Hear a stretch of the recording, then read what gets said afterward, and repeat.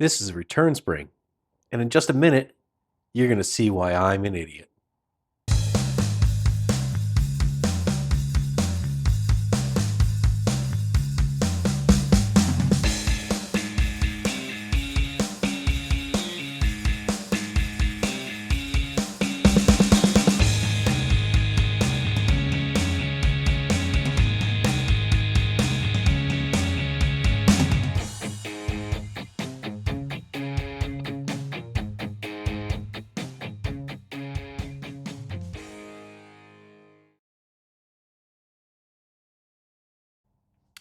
All right, we are back with the CRF 100. If you remember at the end of the last episode, I did get to go out and take it for a ride. It was pretty awesome. Had a lot of power, but something didn't feel right in the shifter. The problem is, if it were a snake, it would have bit me in the eyeball 1,472,000 times. All right, so quick dissection. After getting that case all off, realizing what was missing, the spring, all that stuff. I also noticed some weird play in the shift shaft, and it's all gnarled up here, and it was all beat up from the previous owner putting vice grips on it and stuff and jacking it all up. So I figured I'd go ahead and pull this out and replace it. They're pretty easy to find, not too expensive, probably around $30 or so. And one thing I found when getting this one out is that this shaft is actually bent. If you can see that in comparison to the other one. So we'll put the new one in, and this is that shift shaft that goes in the back. Nothing to it.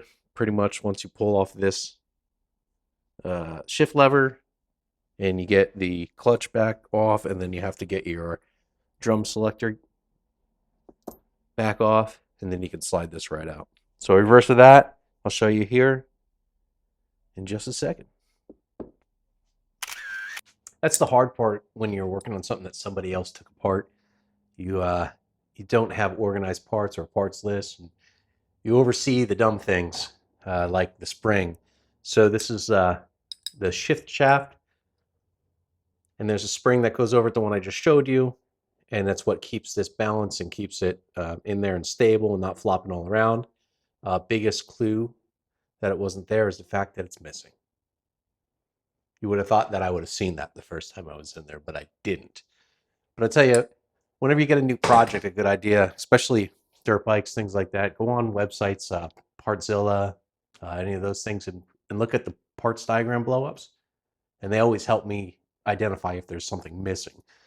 That's not an ad for them, but I use them all the time with that. I love it, and they always have all the blowups in there, the exploded parts diagrams. Really good way to be like, hey, do I have all these things? And then it even shows mostly in order how they go on. So if you're having problems and you can't find it on the internet, look at the parts diagram. You can tell, like, hey, the washer goes on before the part or after the part, or vice versa. So just a good trick, a good thing to do. Anyway, let's get back to putting this thing together. Now you know what I missed, and you know why I'm so dumb. I'm not really. I kind of am. Sorry. All right, so with everything off down here, this shaft is going to go in through this hole, slide all the way through the other side of the engine. Let's put some oil on it. Anytime I lube stuff up in one of these engines, I use the oil that's supposed to go in it. I don't like to use assembly lube because of the graphite and the stuff that's in it. I don't want that getting into the clutch. So I'm using the 10W40 motorcycle weight, just lube it up, slide that in there, make sure it has a lot of free play. Now, some of these shafts, when you get them new, they can be a little tight in there. That's okay if it's not too tight, because you got to remember this spring needs to be able to return it. And if that didn't make sense what I just said, I'll show you in a second what I mean. Okay, this spring, gotta remember the flat side goes against it, goes against the spring. Probably the easiest way to do this is flat screwdriver in there, get one side up on, Push it down, spread them, and then they'll snap into place. There's two little grooves on the side of this notch here that'll help lock it down into place. And on the inside of the case, it has a little nub that comes out that sits in here, which will keep that spring completely in place. So now,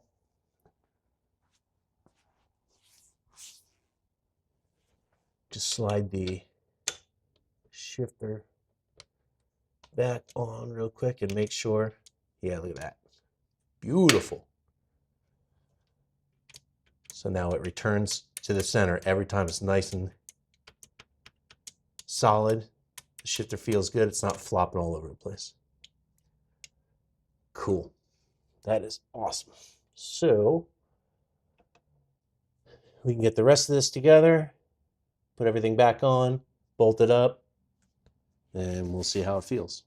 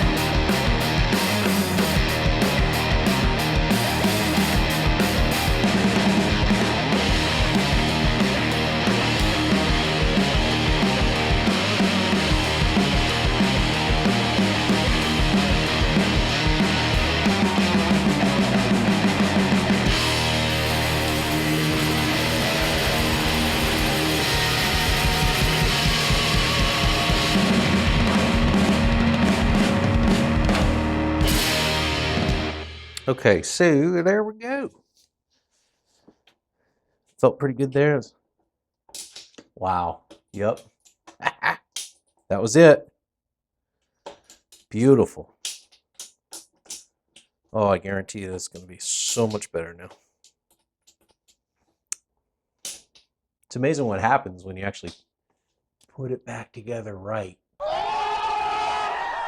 So while we're putting this back together, I might as well go ahead and take the time to clean up these old plastics a little bit. This one was snapped and broken back here, but the little male end of this clip was actually hanging off on there. So I used an epoxy and sealed that back on, let that harden really well. And at least it'll stick on.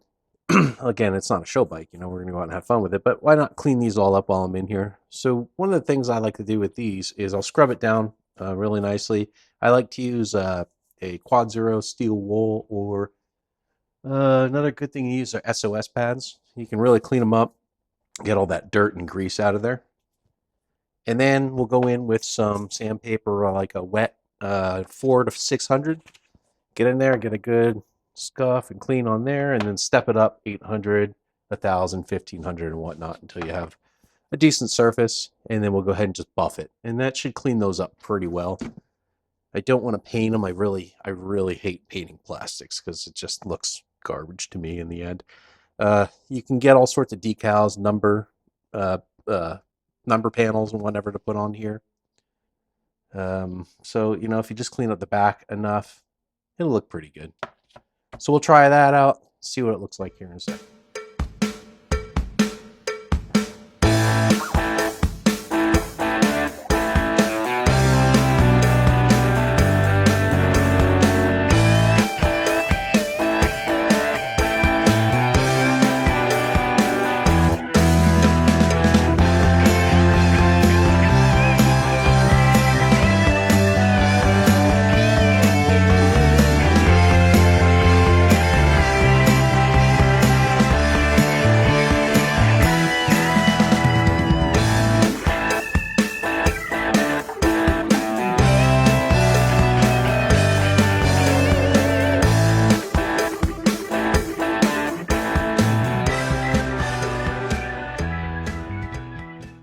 What a difference already. It's pretty good. Now you see it's got a little bit of a haze to it, but what I'm going to do is, it's kind of hard to mount this anywhere to buff it, so I'm going to go ahead and put it on the bike. Once it's on there, I'll get on there with a buffing wheel, and I'll just hit it up with some of that plastic polish. That should clean it up enough that it'll look really nice on a dirt bike. But I'm happy with that. So we'll knock out the other one, we'll get them both on there and buff them up. All right, all I'm going to do here is use a plastic polish. This is a headlight restorer, but that's really essentially what it is a plastic polish. You can use fine grade, fine cut cleaner, things like that. That all works. I'm really just going to get some schmutz on there. Get some schmutz on here.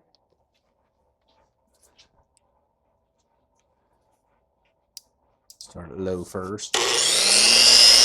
And just buff away.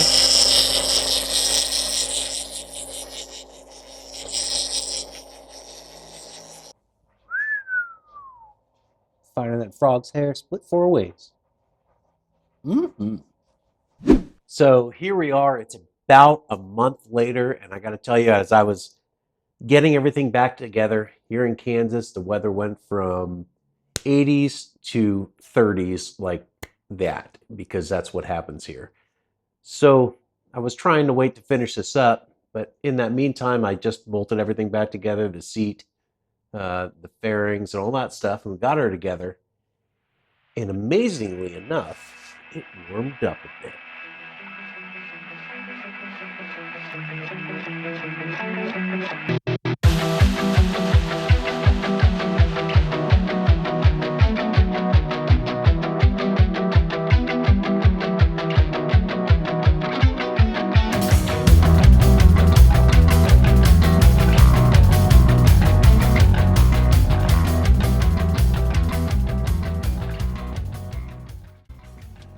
Well, here we are, December 23rd in Kansas, and I'm in a t-shirt, about ready to ride the pit bike around the track. Didn't think this was going to happen until springtime, but, well, 72 degrees out today. I'm okay with it. Let's go have a little bit of fun and see how she's doing.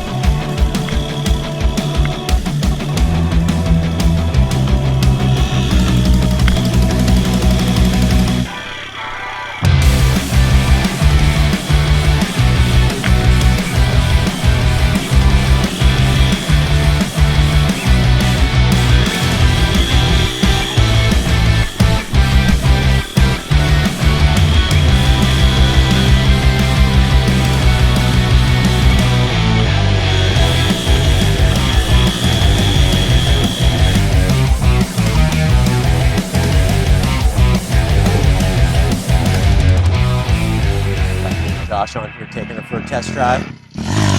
See if he approves.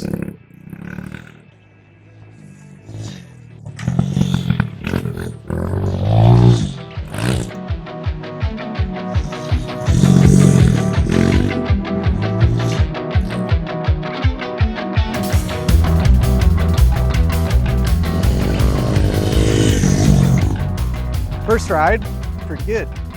Yeah. What do you think, man? Yeah, it was awesome. That's Just a little bit more than the 80. Yeah. Felt pretty. How's it feel in the felt difference pretty of similar. the 80 taking the jumps?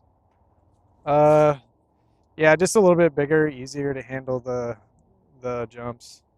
Now we get the fun A part. little bit more suspension, yeah. Even with the stock suspension, it felt better than the 80s stock suspension because there's a little bit more there. Sweet. Even though I think that has the same rear shock, it just probably has a little bit more travel.